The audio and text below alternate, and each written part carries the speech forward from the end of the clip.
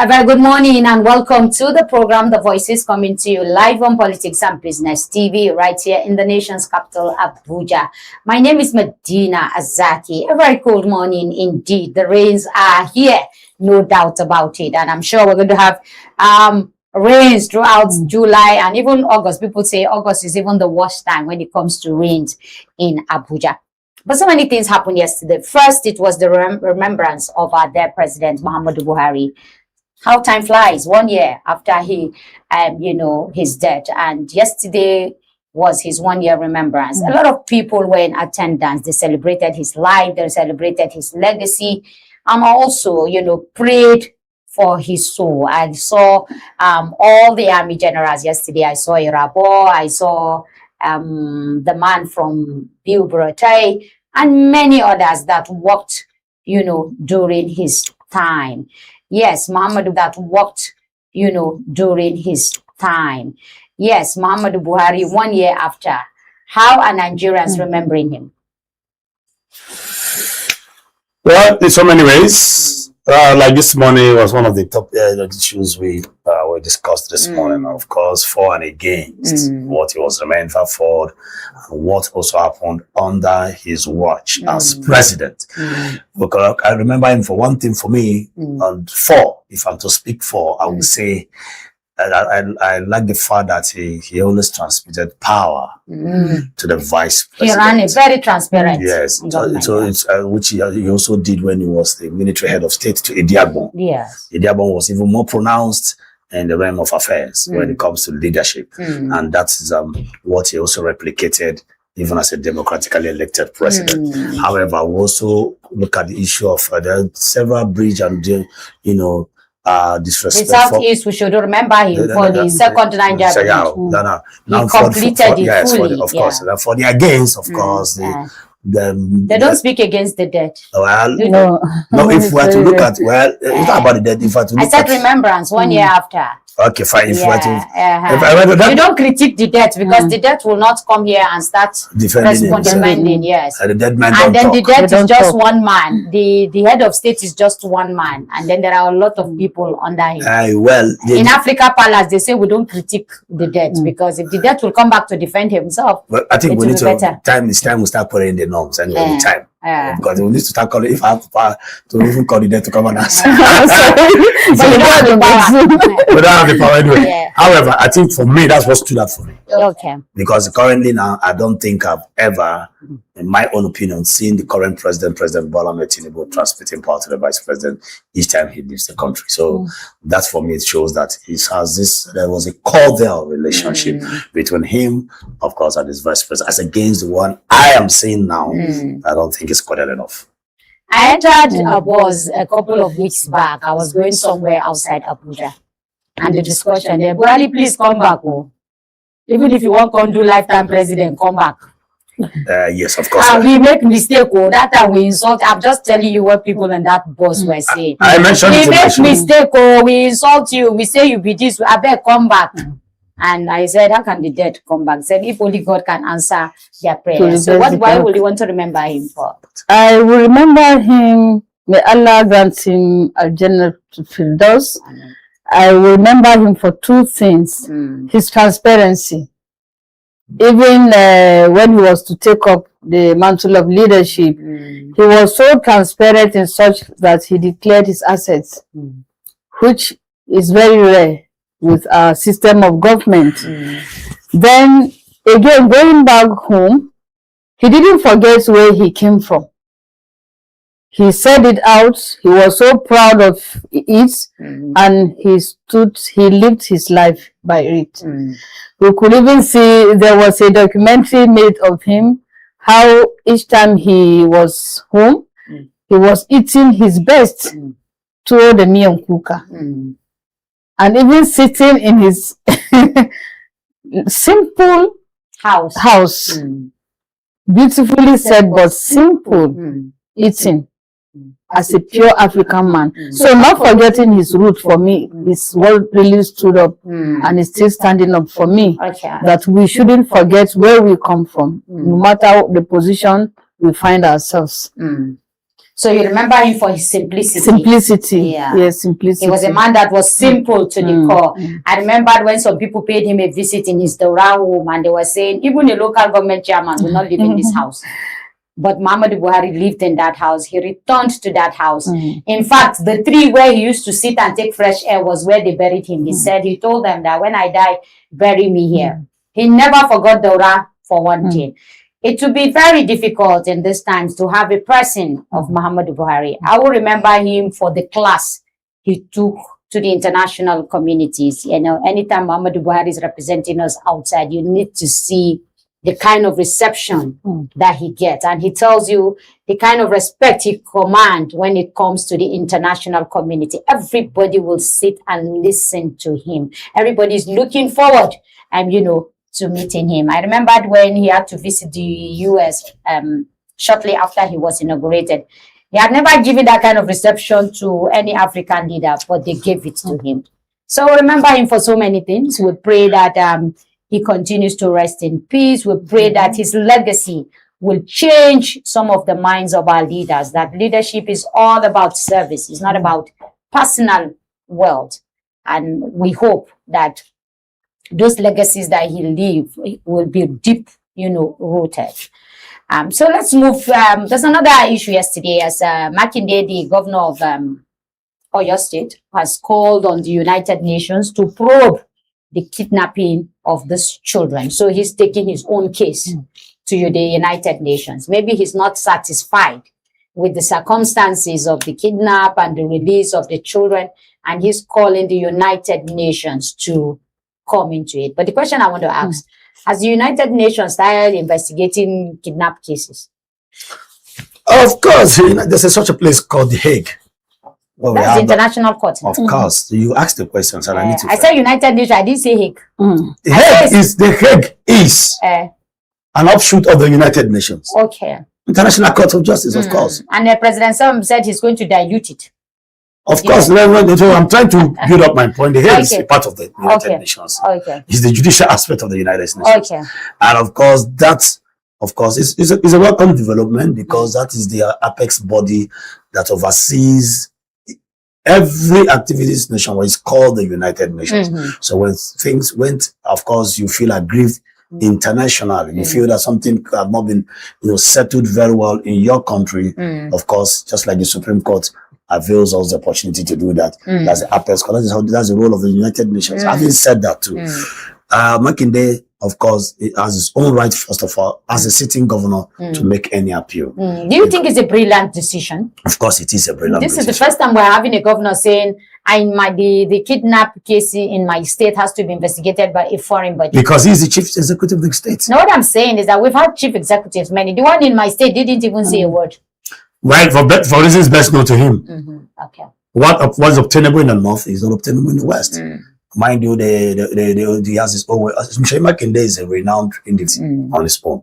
Now, having said that, of course, it is your right as a citizen, if you feel aggrieved, to approach whoever you think can grant you succor. Can help you. That can grant you succor. And that is exactly what he's doing.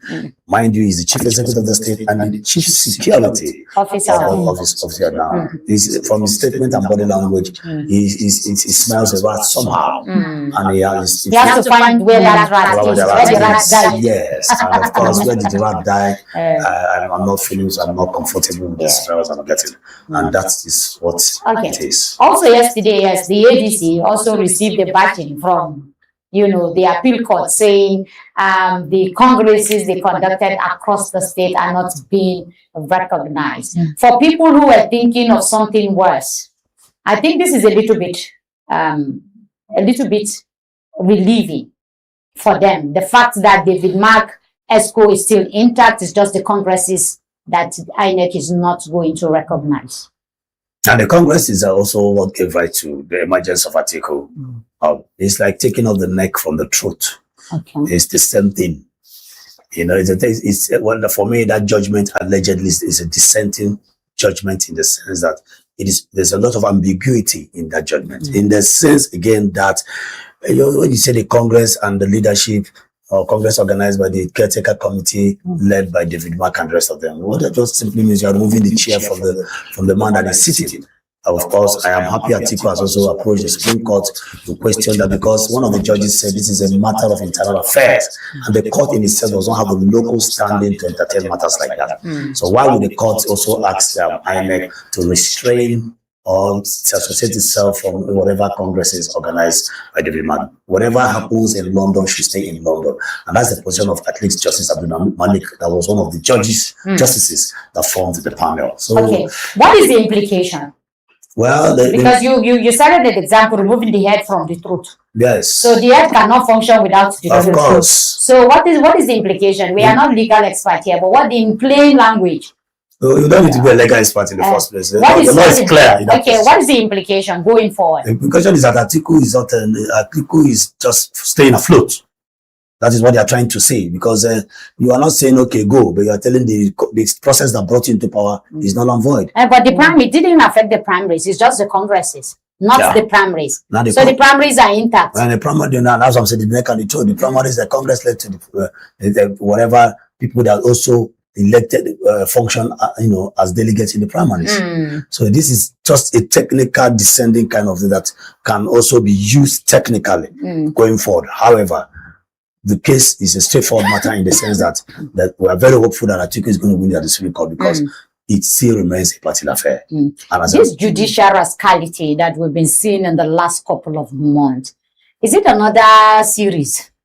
Of course it is. Of course, we had the Chidin Dikalo saying that the head of justice in Abuja and other judges went to pay costly visit to a sitting minister. And of course, that is unacceptable. As far as this has to do with the ethics. For the first time, of course, in our lives, and also our judges will have to descend so low. And we've seen videos. But sometimes people will say, "Courtesy, what is wrong with the courtesy?" No, there are ethics as a judge, right? There are things you don't do publicly. Okay. So if a judge comes to visit me now, they will say, "Hey, what are you doing there?" In fact, even a lawyer cannot even visit a client. You have to pay him a visit. Yes.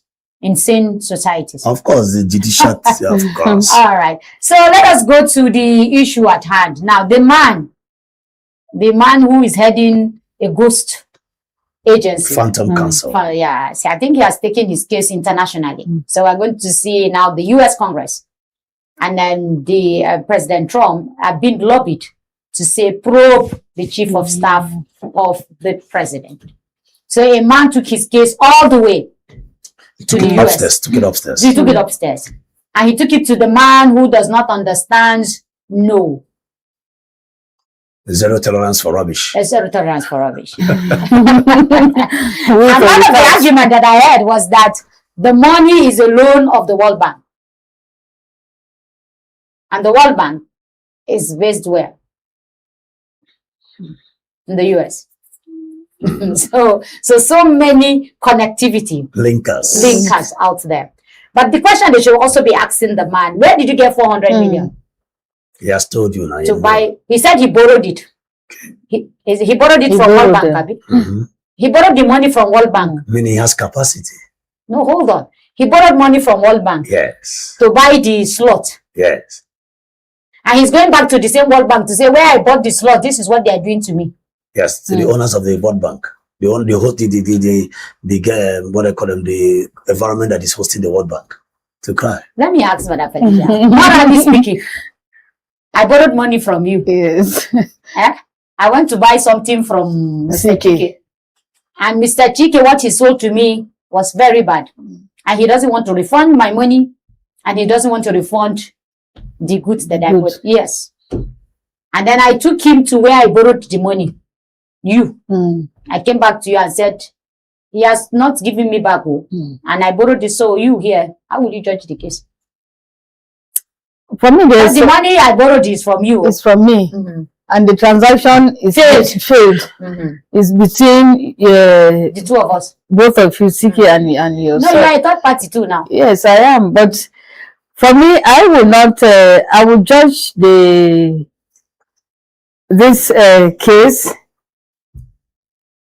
in a way that in the first place, what I should be particular about is my money. Let me get back the loan you collected from me. How will you get it back?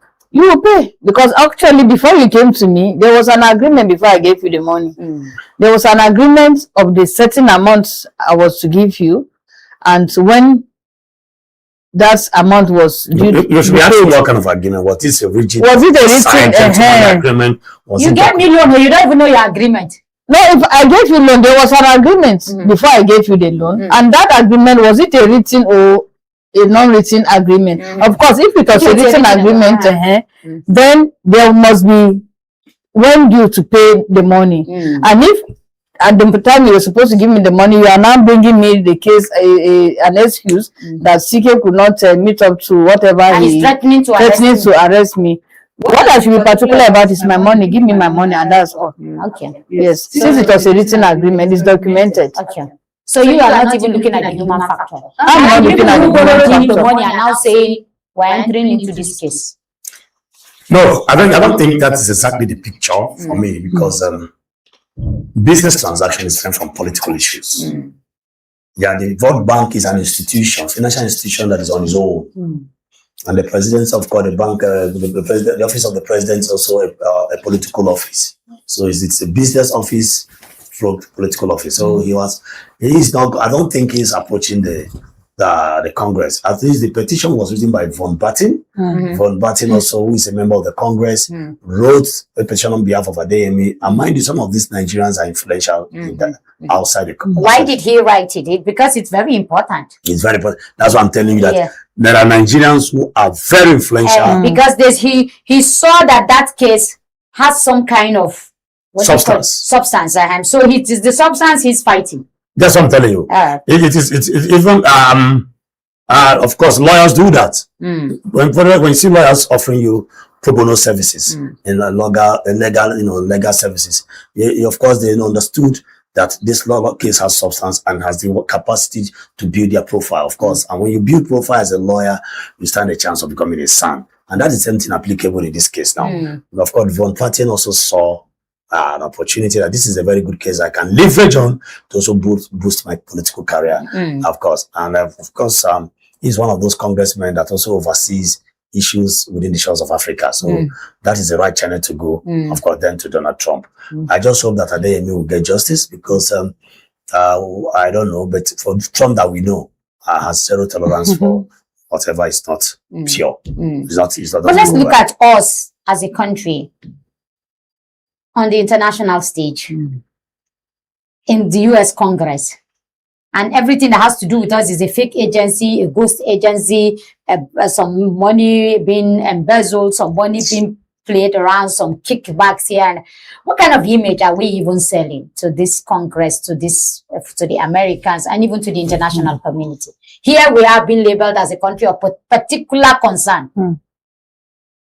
Well, for importance of PR for me in this matter, because what you are alleging now, or what you're trying to paint or describe, also happens in every other country.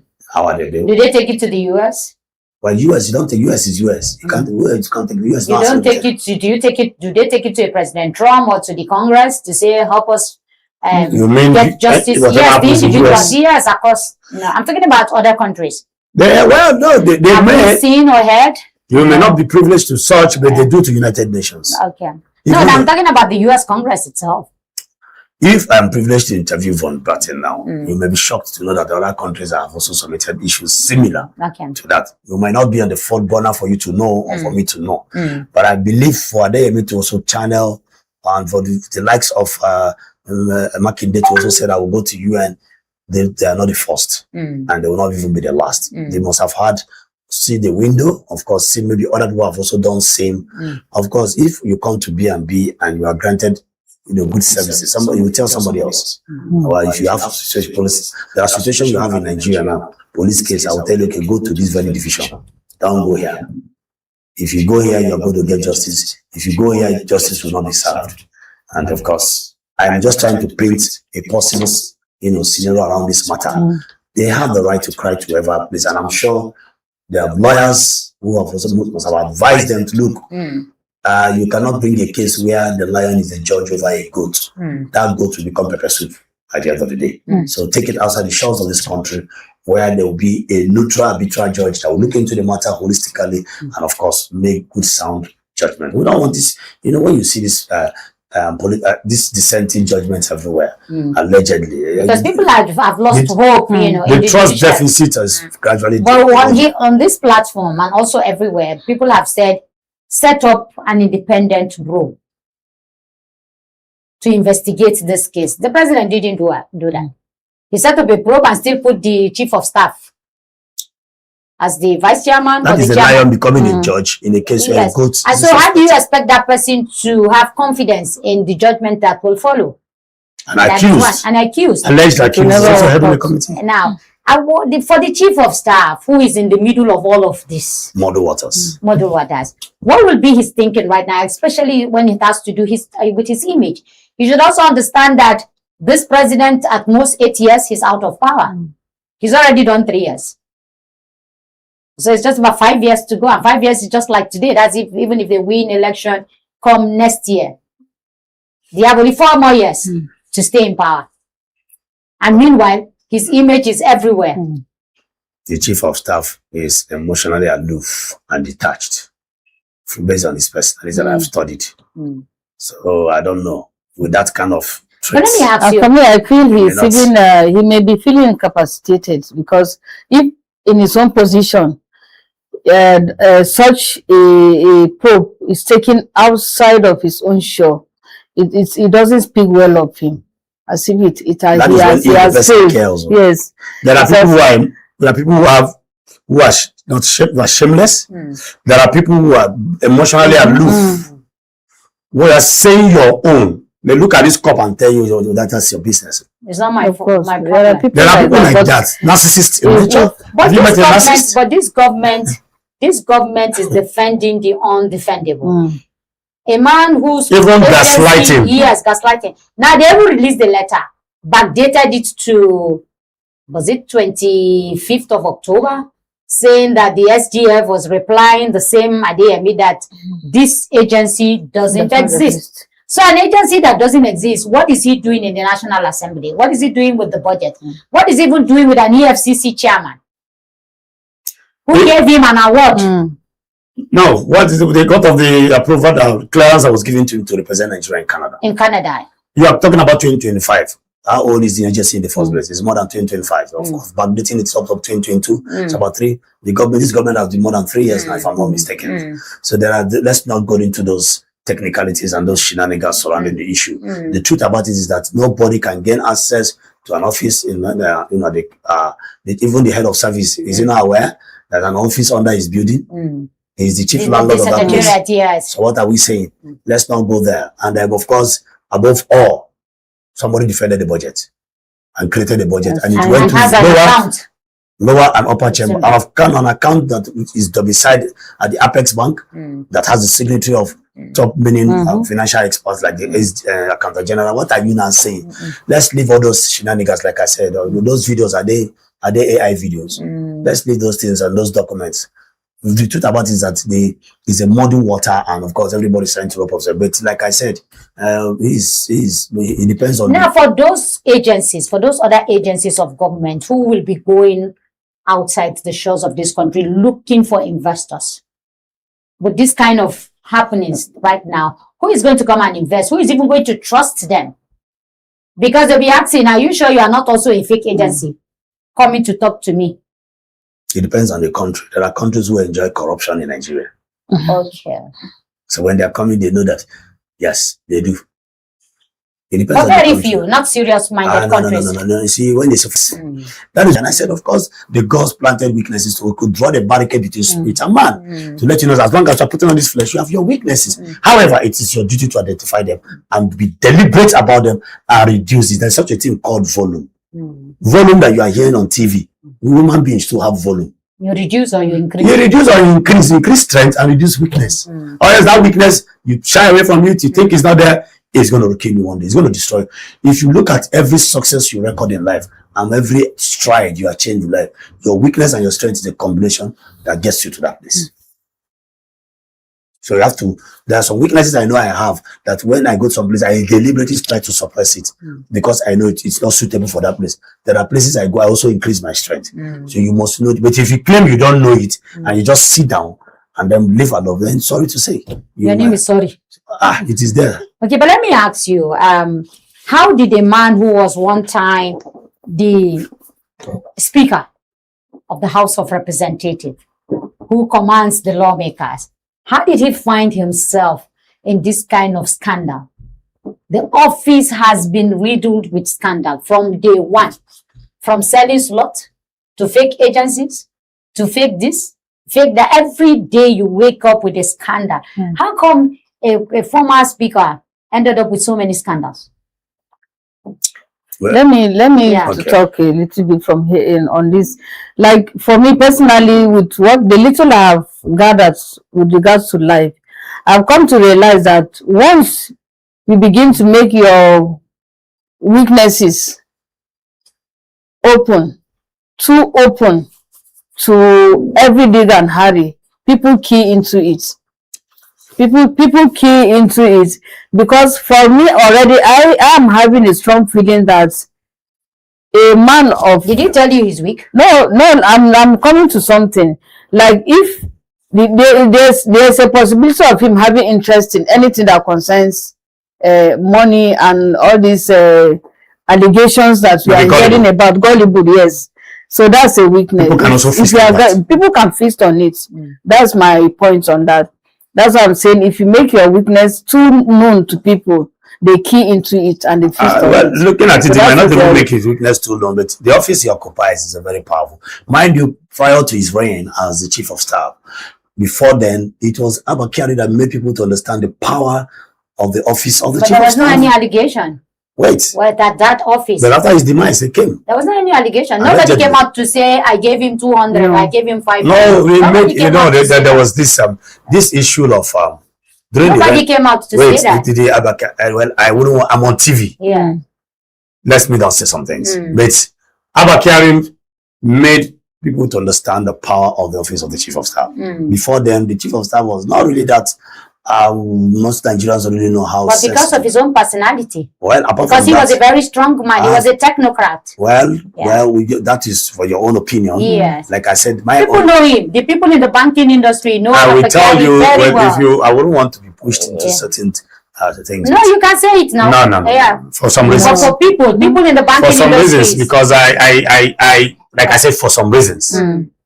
It is a matter I followed up even before I joined PMB. So as a journalist, I know certain things. We here also followed it. So no. Abakari, like I said, made that office more attractive. That's what I'm telling you, because of his personality. Abakari is a very strong technocrat. And people who dealt with him knows him very well. In fact, he was they call him the de facto president. That was why I said he made before Abakari. Nobody understood the power and the influence of the office of the chief of staff. And then that was when people started, beaming their satellites on. Wow, this office actually, people don't even know the chief of staff is responsible for the appointing and the screening of ministers, nomination of ministers, DGs, and the rest of them. People don't know. He's the secretary, general secretary of the presidency, head of all staff. So that position alone is such that it attracts a lot of politicking, lobbying. Is that not the reason why they have somebody who is very experienced heading that place? It's not just experience. Yes. And somebody with character. And Abakari went, Professor Gambari came, he also held the office intact. That's what I'm telling you that it is. And we didn't get all this, scandal. No, not said that. Let me tell you, every government, in fairness to President Bola Ahmed Tinubu, there are similar scandals everywhere that you may not know. It is not to the level of this being pronounced. Adislinka brought a plane and painted it FFN. But that is Adislinka, is not the chief of staff. I'm coming. That's the minister. You don't understand. This could wait. Now, this could be Ghost Council. We also had Ghost Air Flight. That's what I'm telling you. But he wasn't the chief of staff. No. No, we're talking about the chief of staff. The chief of staff has nothing to do with the minister of I'm just saying. No, I'm saying that there is no any correlation. No, I'm only trying to say, in fairness to this government, in advance, I'm trying to make my own criticism. I'm also trying to say every government was rocked with different kinds of scandals. But the way they managed it is different from what we are seeing. That's my opinion, and I'm entitled to it. Now, And this one, yes, the phantom ghost. Prior to this time, ever since the reign of democracy, we have never heard of this phantom ghost. That doesn't mean phantom. Not that doesn't mean we have not heard of the issue. We have not heard of the issue of settlement, job racketeering. We have not heard of the issues of ghost workers. It's been there. It's just that this one went out of proportion, and then everybody's feasting on it. That is why I'm still asking you the same question. I said, how did we allow that office to get messed up in all of this? No, it was not allowed. Because the chief of staff to the president has always been somebody that has character, that has experience, and that can coordinate well. No, there's a yardstick you are also missing. What is for the interest of people watching you? What is the yardstick? It's just like an essay. An essay doesn't even need to go to university to be an essay. Yes, most essays and PhDs did not go to school. First thing first, we be chief of staff. So we shouldn't have a yardstick. Wait now, one of the yardstick you are missing. You are painting this thing on the platform of integrity, character. Professionalism. No, the office of the chief. So the office of the if I'm the president, the chief of staff. First of all, the first thing first that qualifies you is how much can I trust you. It has nothing to do with. So you can take somebody from the street. If I trust experience, and put him as your chief of staff. Experience, it is whom it may concern. To you now, as exposed as you are, some people don't even see you as experience. One day there are positions that first thing that matters to the politician or the governor is trust. But the somebody was telling me yesterday that a speaker. Somebody was telling me once time a speaker. Wait, somebody was telling me yesterday that there are some places that you want to go for contract. They don't do paper agreement. They do oath. No paper agreement. They've taken it off from document and signing. It's now let's go and swear. I'm telling you that is the level. Is a contractor I was talking to me. Say I was in his car. That's even an old school. That's even an old school. Now you bring the money. You pay the money. No, that one is even an old No. But let me tell you. You know what? No, before bringing the money, do you know the essence of the oath? Let me even Let me even tell you. Okay. Let me even tell you how it is done. Okay, let me. There's a 1 billion contract.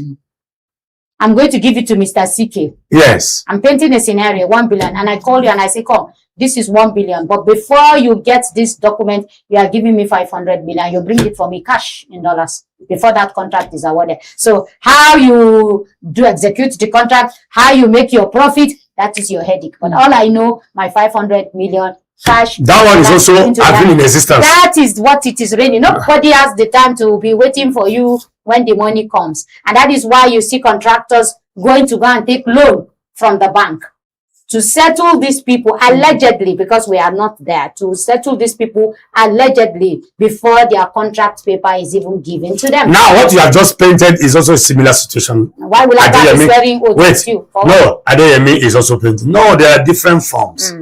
There are different What I'm telling you is that people want their money first. What I'm telling you, that is mind you, according to the story, Adeyemi never had access to the chief of staff directly. And that it was a phone call. There was a middleman. Allegedly, based on the story we were told from sources. You know, that's why Adeyemi is only saying that when you say lobbying, this is one of the things we call lobbying. Even the von Button that wrote the petition to Trump is also a lobbyist. So he's being paid. Well, lobbyists can be pro bono. Yes, of course they are being paid. No, they can be pro bono. A lawyer too is also. In this case, will he be a pro bono when you saw the kind of money that is involved?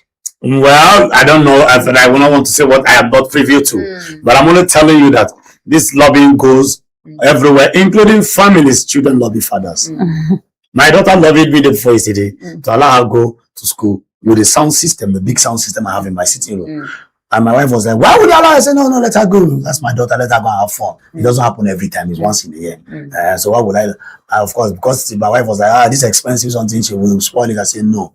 Learn to give children. And my daughter came to me. She knows how to love me. When I'm lying down on my bed, that's the best time to love me. And I'm resting. You sit by the side of my bed. Of course, you will get everything you want. But when you see me cracking my brain, I'm on the table writing, you don't come there and love me. Because I'm trying to calculate how to get money to me. So my first daughter understands that trick. And of course, my second, some of my daughters, they do. So that is the same thing applicable. The scenario you just painted is happening everywhere. It happened as long as in session of democracy. See, let me tell you, every dog on the chop shit. Now the one we see for him mouth. how would they talk? Not to the degree of what we are saying. No, I say that. No, you don't understand me. To the degree in question, for those watching, it is because, let me tell you, if I don't like you, Madam Medina, I will go deeper. Of course. That is what is happening now. Do you know that the best institutions? It's not an issue of I don't like you. No. It's an issue of I paid my money. Wait. And you are sad, and you are driving me Let me away. tell you, this same matter can happen in another government and it will be buried. It will be managed so that it will not float around like this. And it's because of the level of management that we found ourselves where we are. No, The handlers didn't handle it well. I'm going psychological now. That is what I'm saying. What is it? Why isn't? Let me tell you, psychological. I'm going. You must also look at this issue in different angle. Everybody commits wrong. If I don't like you, if I like you and you do something wrong, I will manage it well. But if I don't like your government, I will blow it out of proportion. It is the same thing that is happening. Why isn't it now my duty? Excuse me, as the government I said something to manage it well, I said something, rather than to start bringing out documents and say it doesn't exist or it exists. I said something, and I'm going to say it off. I said it off camera. Among the 3 major tribes in Nigeria, the North is one aspect angle of one part of the country that knows how to be secretive about their issue. The Igbos are even worse. If Gbajabiamila was a Kene, this matter will continue to 2028. It will go down. We saw it in the case of our Evans and Evan. And so the North, I am in Nigeria, I speak the 3 languages. There's nothing anybody can tell me the political and behavioral disposition of the 3 major tribes in Nigeria because I know it, I'm rooted. If this thing was to be in the North, it will not, a phone call from one top emir in the North can silence the matter. Eyewitness will put a panel. When Mustafa wanted to say something at the dock, a man walked up to him and said, Kaishu. And that is the end of that story. You can't tell an Igbo man that. You say, come on, are you the one feeding me? Come on, up on my back. And you will spill the milk. So behavioral, collective character and disposition also play the role in all this matter. These are the things you will not see in the media or anywhere. But for those who understand what I'm saying, they know this what I'm saying. What the way a particular tribe will handle a particular matter is different from the other tribe. A case study of when they gave us Senate president. We from the southeast, I'm from the southeast. You messed it up. No, we don't cover ourselves. That's sometimes we don't know how to cover our tracks on each other. The North is very good at that. Abdullah mess up another tribe that does it, that is the Igalas. They are very good at that. Your brother messes up. They will talk about it, but they will talk it at the courtyards. Not, you will not sit anywhere in the middle. But isn't that better? When it comes to the image, it's a plus. No, I'm not saying. As far as the image of the country is concerned. Let me not even the country. For me, the country that is involved now. What I'm saying so let's paint even a scenario that a Donald Trump invites all of them that are involved. And I'm sorry, the Congress, the US Congress invites all of them that are involved to say, come and appear before us. The Donald Trump that they're talking, I didn't even tell you. You know, America has a lot of. Did you listen to the first speech of Donald Trump? I'm not saying that he's a messiah. No, I'm coming. Did you hear what Donald Trump said on all the corruption he unraveled under the leadership of Biden? Jesus, my G. I didn't know that America has that kind of level. But he too, his own will even be worse. Wait now. By the time he starts, what am I trying to say? The pictures we see are not as rousy. The perception we have, because I started my argument by saying PR. Yeah. I did a course in PR in theater. PR is one thing that we lack here. Our government lacks it more. I know. And why is it so? Because we play politics of bitterness in Nigeria. Too much bitterness. Are we one in the first place? How can somebody appoint one tribe, all one sector? I think the other tribe will not look for another thing. Let's do this carbology behavior that we're behaving in Nigeria. Nigerians are listening to me. But now it's not another tribe that it's his own tribe that is messing him up. Why I say tribal collective psychologists. In Yoruba, there's what you call a thing called Begberu. Ame. Gbeboru. It's not Gbeboru. Gbeboru. What do you know? There are things like that. There are tribes that are known. I don't want to liken it. That knows how to do those kind of backstabbing. See, if you're on the streets, you know these things. What I'm saying, if the Congress of the US Congress decide to invite all of them that are involved, The idea is in the US or in Canada now. He's not even in Nigeria, isn't he? He's somewhere hiding and speaking his mind and making sure that the... Maybe he's even a dual citizen. That's what I'm saying, for him to do what he's doing. Now, and he's invited to the Congress, including the Chief of Staff. What will they be telling that Congress? Are they going to be saying what they're saying here there? Yeah, well... When those ones have maybe more facts than even us that are here. That's what I'm telling you. You know what I'm saying? What will they be telling them there? Oh, you mean the people from Nigeria? Yes, the Chief of Staff and the ADMA and all those that are involved. What are we telling them? Yes. No, of course, the facts before them. Of course, the matter is not reported on sentimental grounds. Yes. It is reported on official grounds in the first place. So it will be treated officially. However, the other need to also have a case to answer. Because where did you get 400 million? Why will even not even... Okay, getting the 400 million is not the problem. In crime, the giver and the taker are both involved. Rest is Salopito. Yes. Arrest my case. Do you see this case arresting anytime soon? It's going to dovetail into... No. It will linger for... Now, for the opposition that are watching, and the campaigns what made you think gathering what made you think these parties plant stooge everywhere? Okay. I want to call this political inter-party stooge. Okay, political inter-party stooge. Yes. Now that they have stooge everywhere, so we'll be having more stooges coming out. Wait until November. November is soon. August is when the campaigns are. When do you see? It's beautiful for democracy. Okay. Because if you say you get sense, Kodima die. Kodima bury. Now the game they play so. Okay. I told you that in politics, you don't analyze politics from the surface. Nigerians, that's why most Nigerians are carried away. They still go back and vote the same person because they don't read in between the lines. They don't understand that politics is a mafia game. There is a psychological behavior surrounding it. There is a reason why this person is like this. You can't remove that. I gave you, that's why I said. Okay, so we're going to see a U.S. Congress. Yes. Moving away from the U.S. to come here. This and everybody is going to go and report. So let us from Nigerians. So they relocate to Nigeria and take over the red chamber. No, that will not happen. So that they can settle our cases. No. Now I'm saying it on a lighter note. On a lighter note. That will not get to that. You know, I'm just wondering as I'm sitting here listening to, even looking at the topic, I'm just wondering, why can't we, how did we get to where we are right now? It's bad. I'm telling you, taking Greece. It's agreed. Yes, Greece is Greece number one. But I told you here that there's something like hello, you looking at me. CRIME. It is whom it may concern. If you don't understand this, forget it. A man steals 1 billion. African China in his house. A man another man steal Maggie and he's swallowing it. The man says steal $1 billion, you're a state man. Still a cost. When the community will be involved. Yes, now our son. You are oppressing our son. There are people that when they arrest them, the graph agents are listening to me. The first class chiefs there we call, the state governor we call, the chief judge of the state we call, our son. Sympathy. Our son. We can settle it out. Because that money in his possession, he will employ 500 indigents. He will build industries that will empower. So he's our son. So that is why when they give you positions, you see talking drum everywhere. And you see. And they're telling you. Allegiance. Indirectly that. We're with you. Remember us when the time comes. I remember some years back. And they appointed a minister, and an uncle of mine is saying, we as contractors in this ministry, we have to go and pay homage to the new minister.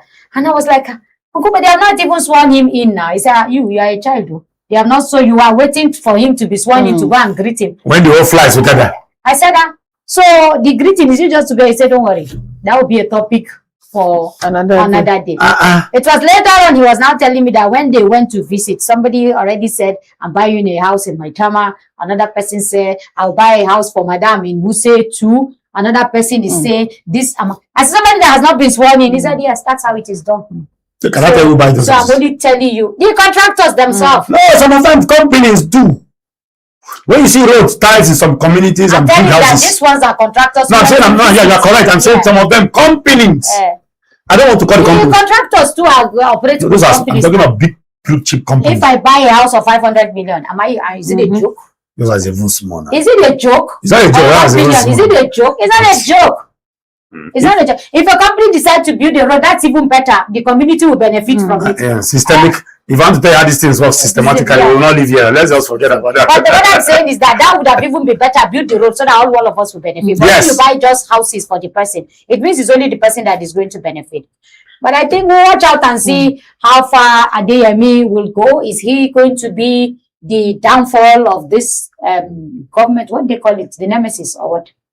There's this Greece word that they use. Is he going to be the death of this government? We'll find out as time goes on. Or will this government bring him to book and bring him to justice and prove that in the first place this agency doesn't exist? So, but we will find out as this scenario unfold. Now we'll take a short break, and when we come back, somebody is telling us that we cannot track kidnappers. So just because you have a NIN number, we can't. So why do we have the NIN in the first place?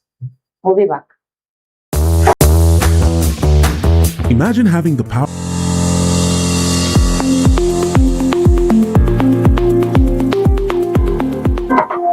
All right, so much discussion behind the scene, bluntness, compromise. If you want to be a politician, you must learn how to compromise.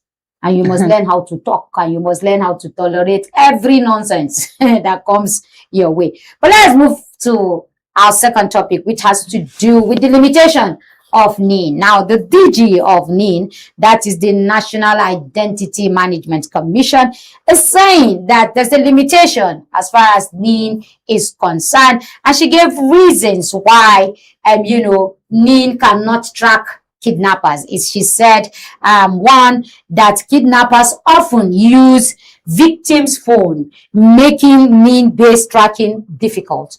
Number two, she said, she also suggested some kidnappers may not be enrolled in the Nigerian database, identity database. And then the third reason that she gave, she said the commission maintained that the NIN is an identity system, not a stand-alone surveillance tool. So, gentlemen, this is coming from the Director General of NIMC in the name of Abisoye Koka Odusoti. This is the revelation she's giving, because while we're here shouting, how come tracking of these kidnappers, these bandits, these criminals, why is it so difficult to track them? These are the reasons that she gave. One, they use the victim phone. Two, they are not even enrolled in the Nigerian identity database. And the third one is that it is not a stand-alone. Right, Abisoye Koka for me. The question is, why do we have to go through this whole rigorous process to obtain a NIN, to have an identity, to have a database for identity, and here we can't even use it to fight crime? Well, with due respect, Abisoye Koka, I've considered these statements an abuse of my sensibility. Okay. I, for one, Kenneth Chidi, is, by the grace of God, is intelligent enough to understand and analyze these statements. Now, when you say you are using the phone number of another person, when you click the phone number, there's such a thing, at that level, there's such a thing called caller ID. Why now seeing the caller ID and using it to then register somebody? When you are imputing data, numbers are subjected to test. Phone number is more sensitive than even the bank account number. In your phone number alone, you can be used to track even your village, because so much details. But she's telling you that some of these kidnappers are not even registered as far as NIN is concerned. They are not even, the identity is not even captured in the database. Now that's the second point. I'm trying to deal with the first point. Oh, yes. So when I kidnap you and I'm using your own number, it is your own number that will be showing, not my own number. I'm not going to use your number. When you are going now, that's what she's saying. Wait now. The kidnappers at NIM. Let's forget about the kidnap. I kidnap you, and I'm using your own number to contact your relative. Okay, is that the situation? That's what she's telling you, that the first is that these kidnappers use the victim phone number to extort money from their relative. Okay, so it not is their own personal phone number. No, so I'm using your own number, Kenneth Chidi's number, to call Madam Felicia, who is your wife or your sister or your relative, to say, look, bring this money to me. So when I call Madam Felicia, it is your number. that I'm using to call her, not my own number. Okay, yes, that's quite understandable. However, the phone number, such as for those of us who have also done tracking, that's what they call expansion. When you make a call and the DSS is tracking you, in the database or the software, it will show your location where you are calling from. In fact, when you misplace your SIM card, they always ask you, can you tell me the first five numbers you called? People don't know why they do that. Okay. Because that is how tracking is done. It's called expansion in tracking. You understand? And they use that to track it from the 5th to the 4th person. That is why when they're looking for a suspect, they start tracking from the 5th person. So mind who you give your phone number. You know, when people say, can I have your number? And you just give out.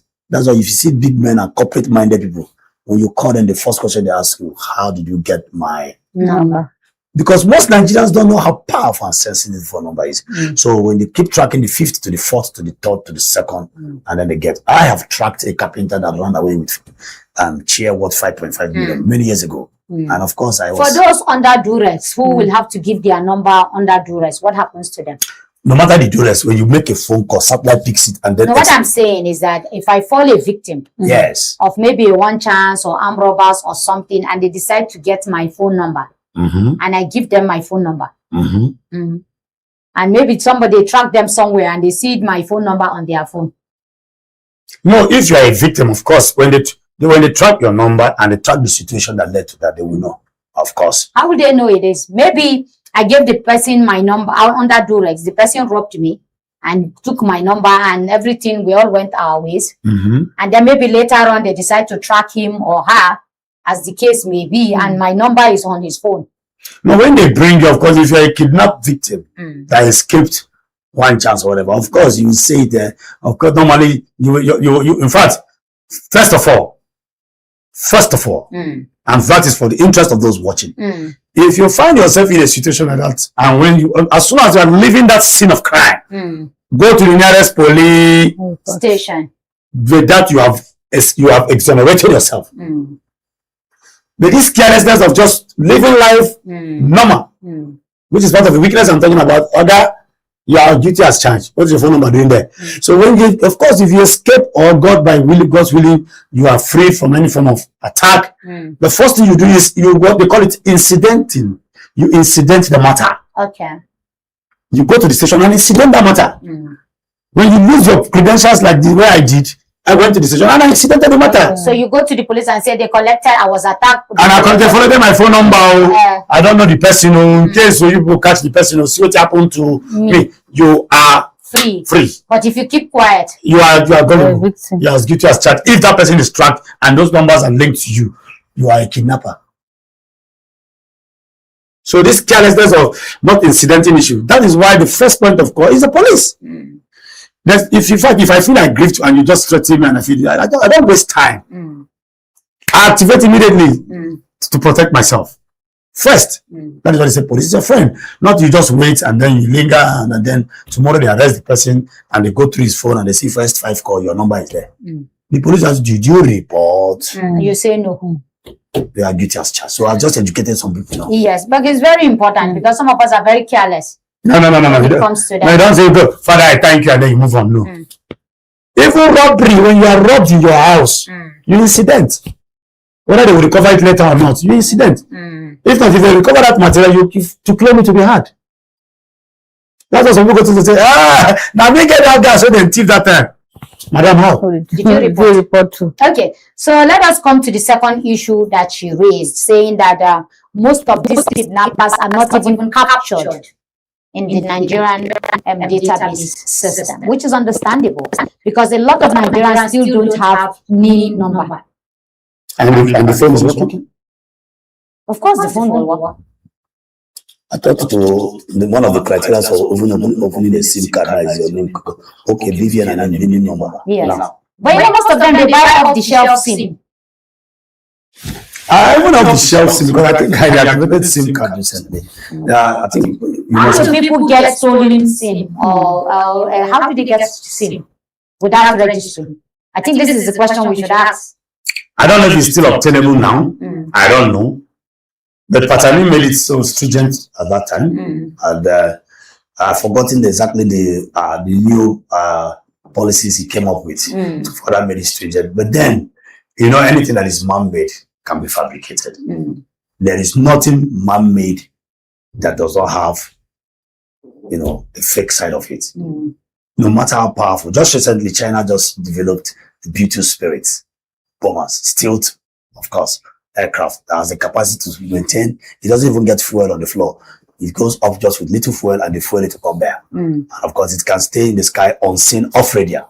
So when they did their own, even though it can never be like the American B-2 bombers, you know, still club. They just made it last week or so.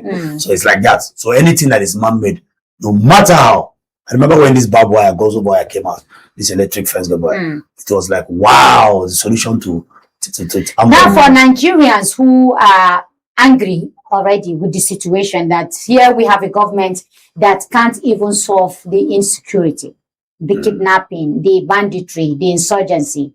And here again, the same government is telling us we are incapacitated as far as tracking these criminals is concerned. Because people go to give ransom, they make phone calls, they exchange messages, and nobody seems to be able to track them. For Nigerians who are helpless at this time, could this be so on injury?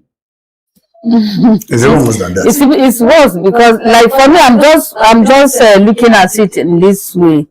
If the kidnappers at their different dens are able to take videos and send to the public via TikTok, Facebook, I find it difficult to believe that Nigerians cannot, for Adise coming out to tell us that it's difficult to trace kidnappers. Because these kidnappers on daily basis, we see different videos that are being sent out to make us know the hardship, what the victims are into. And maybe some of them, even at the point of death, they take videos to show us so as to threaten the relations to bring up whatever they call the ransoms. So I find it difficult to still believe that they cannot trace. Because if at the same time we are able to trace or to track down the audio conversation of some personalities in our today's society that are even like El-Rufai and all that, and so many others, some we have not even heard of them, but they have tracked down their conversations and all that. Why are we finding it difficult to trace the kidnappers? The conversation of El-Rufai. I'm telling you. So if they can track El-Rufai's conversation with his ADC gubernatorial candidate or his friend, why is the kidnapper zone different? No, the excuse the same tracking. The excuse Adise Koka is trying to make is that the kidnapper is not the owner of the phone. Yes. But I'm trying to tell her that it is an insult to my sensibility because it doesn't have to be the owner of the phone. The location will determine. In fact, phone does not tell you owner alone.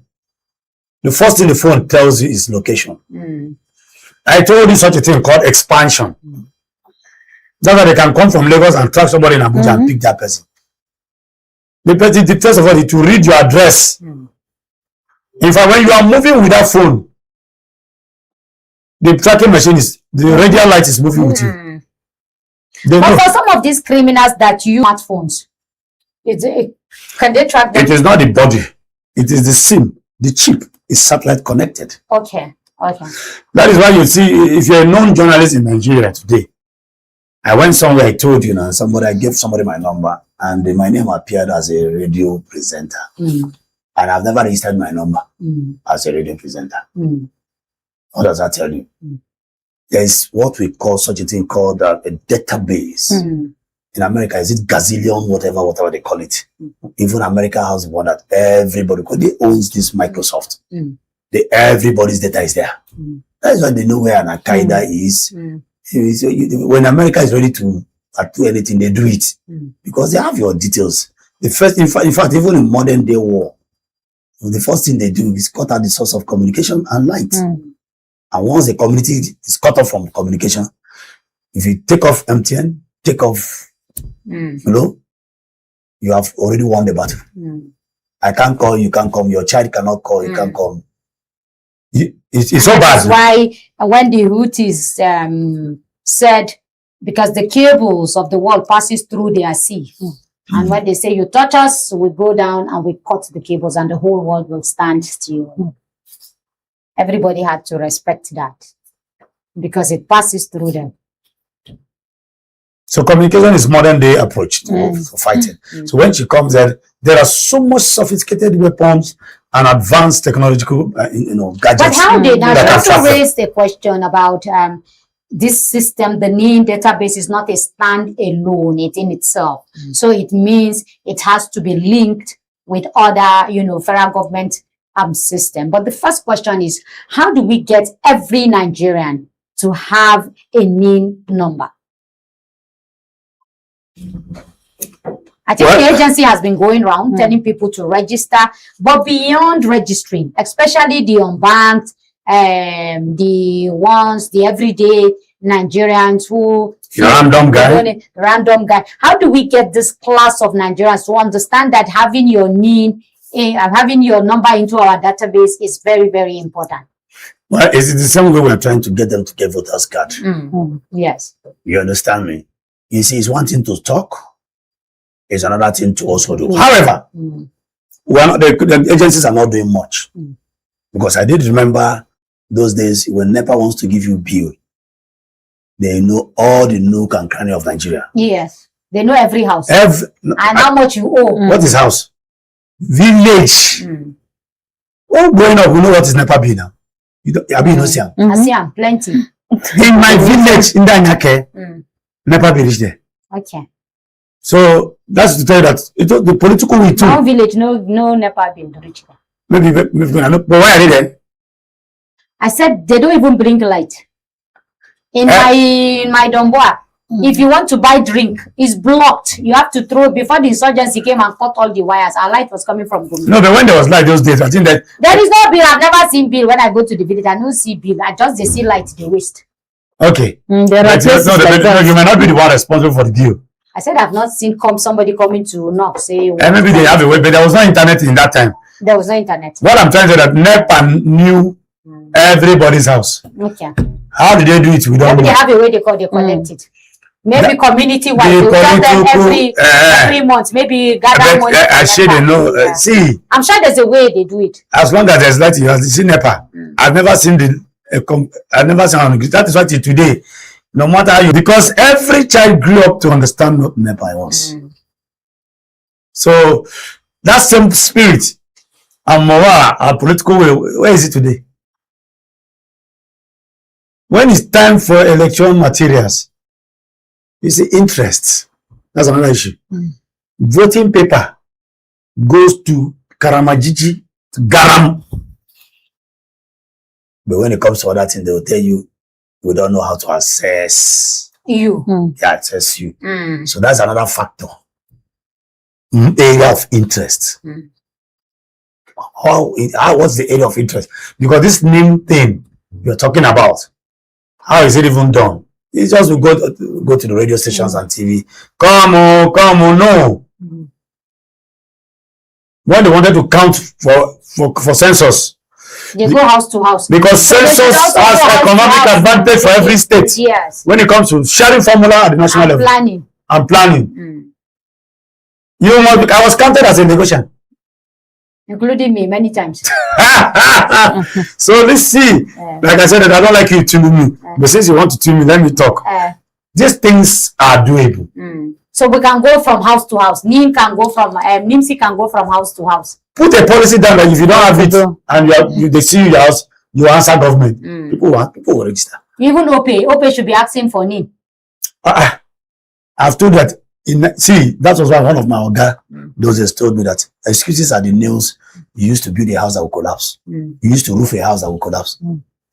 If you want 1,000 excuses, it's one of the fastest, cheapest way to escape responsibility. Excuse. Now that the government is expanding the tax net, and they also want more revenue, and some of us that abuse traffic light, we beat traffic light, we are very, very indisciplined. Can't we have a system, can't this system help government to generate revenue in itself? So that when you commit a crime, your plate number is linked to your name. If you read on the database. So I don't need to chase you, because the way I see road safety chasing people. Okay, have you been to England? Committed crime. Of course. And it's like describing Dubai. Yeah. But to those countries, even those advanced countries, you commit a crime, nobody follows you, nobody looks for you. The sheriff comes to your door, give you the ticket, and then you know what to do.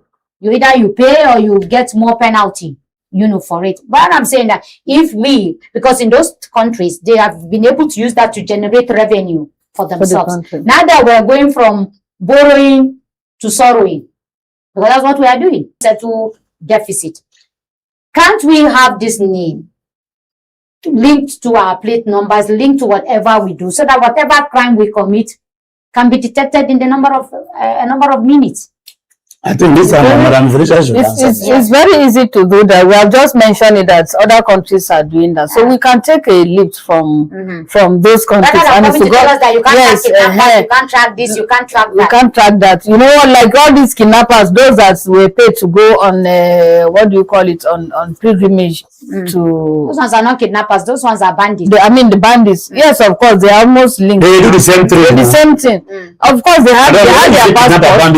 They are the same. And truth. Terrorists. How did they get the passport? All of them, they all kill. They all use gun. They all collect money. And all this money they make from all the kidnapping people. They travel out. They travel out to give themselves a very good treat in the different countries we have. So we could track them through the passports, renewal of passports, or making of their passports. And all it's that. Just for me. That's just an addition to. It's the political will. For me, it's the political will to do the right thing. Do we have that? Well, I just said no. And secondly, why I said so is because when you look at, I think there was a particular experience I have. I took a particular petition somewhere, and they told me that government does not budget money to investigate matters like this. That is a private matter. It's an association. If it was, and again, the figure is too insignificant. We don't like to see 20 million. Okay. We want to see like 20 billion. These are the ones that we can then go into. This is another factor. Okay. Won't even this statement embolden the criminals? In a way. The criminals will be listening to the DG of NIMSI saying all of this. Would that not even embolden them? To say government cannot track us, so we can continue with our trade as usual. But if you want me to answer that question, I will look at it both ways. If somebody came out and said government knows the names and location of the bandits or the criminals, then I don't think I will have much to say about this question you just asked. Because, of course, it's going to embolden them. The more you look, the less you understand. Because that person that made that statement is still on the streets. And nobody has even, deemed it fit to say, okay, we don't understand. But another person said it and he's in prison right now, or he's in detention right now. What? Professor Kurfi is in detention right now for saying that the Katsina State government sponsored bandits to Hajj. His own statement is even lesser than that of Gumi. Who said the government knows them? He didn't say no name alone, he said location. And somebody said, I declared my intention by 4 p.m. and by 9 a.m. My children in my state were kidnapped. And again, another person said, by 2027 after general election, the kid insecurity will go. So there are a lot of statements out there that when one begins to analyze them word for word and the rest of them, you don't even know what and where. Okay. But let me come to Madam Felicia as we wrap up on this. For Nigerians who have been forced to go and get NIM, and this is what they are hearing from the DG of NIMSI, will they be motivated to even register for NIM? In fact, they will never be. There's no way there's nothing like motivation here, because the question they'll be asking is that what's the essence of the NIM? It's of no use. If the issue of insecurity is what is at hand at the moment, and we are looking for solutions to stop it, and she's out here telling us this, that NIM cannot trace kidnappers. Then there's nothing like motivation. And I'm sorry to say it, people some may likely say that she has something to do with the kidnappers. How? For me, that's what I'll be feeling. I would say maybe she has something to do with the kidnappers. Because she's coming out to tell you her limitations. The whole MD, yes. But the whole MD telling us. Yeah, but she's telling you her limitation. I'm still standing on the fact that if El-Rufai is still in detention because of an audio conversation of his was tracked, why is she coming out to tell us, a whole DG, that they cannot, NIN cannot trace kidnappers? I don't so much believe in that, and I'm not comfortable with this statement. As she said, there are some statements that we shouldn't come out and be saying them or writing. We've been talking about. She just said that. What? In as much as that somebody statement, came out to tell you her limitation, her constraints. Her constraints. She's not telling you that the job is difficult, but this is my challenge. She's also being very sincere. No, she's also let's okay, let's take it that's one of the challenges she's being faced with. There is something we're missing here. What is name in the first place, and what is the function of name? National identical number. So the whole idea is to filter the corn from the wheat. Those who are citizens and those who are not citizens. So if you are telling me that the country cannot filter the citizens from non-citizens, it spells danger. What you are telling me is that everybody that's moving on the street is as equal as I am. I don't know who is a Ghanaian, I don't know who is a Senegalese, and I don't know who is a Nigerian. And that is the reason why I found that statement very worrisome. Because you are telling me, I can't do anything to let you know. So my neighbor may be a Ghanaian, and maybe she's also saying it out, thinking that the federal government will come in and a way of wake-up call. Yes, a wake-up call. So she's also wakening the government up. She's just an agency under the government. They are under the presidency. She's also making a case that, look, this is our challenge, and this is what we need to have going forward for us to have an efficient identity management system. So she's also telling the government, this is our challenge, and we need to wake up, and we need to do the needful. Maybe you're holding brief for her, I don't know. I'm not holding brief for her, but I'm saying that it could be both ways. Well, I will say that I wish we could even have her around to interview her. Yeah, of course. Yes, so that we hear more. Maybe she will explain better why these statements. But I have to add up my position on this, or my submission on the matter, is that the issue of the bandits using the phone number of their victim to call. I will say the mango does not fall far from the tree that carries it. If the kidnapper so if you trace where the mango, the tree is just close by. So the tracking system has to work. And one thing with police tracking system, you pay through your nose. And it takes time. That's when you know they're not your friend. They are not your friend. But when you are paying a 200 or a 500 to track, depending on the crime that you are. But again, I think it's the duty of every Nigerian to register, to have an identity number. You don't have to wait for people to come and drag you out of your house for you to register, because that's how we'll know who is a Nigerian and who is not a Nigerian. So people must make deliberate effort to go and register. And like we said here, the NIMC, the agency itself, has to find a way of coming to people's home to register them by force. So if sensors can go from home to home, house to house, number 1, number 2, number 3, they should also be able to do that. I know a lot of logistic and funding will be involved, but it's something we need to do, all of us. And maybe if we have that, even the census will be easier, because all we need to do is just give the database to the National Population Commission and case closed. We don't need to start counting anybody anymore. So maybe that's the linkages. It will be useful for